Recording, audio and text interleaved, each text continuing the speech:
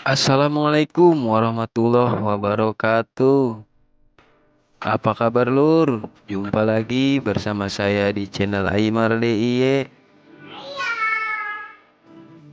Kali ini saya akan membuat sebuah kotak penyimpanan baut ataupun skrup dari bahan sisa. Oke lur, mari kita saksikan saja videonya. Bismillah.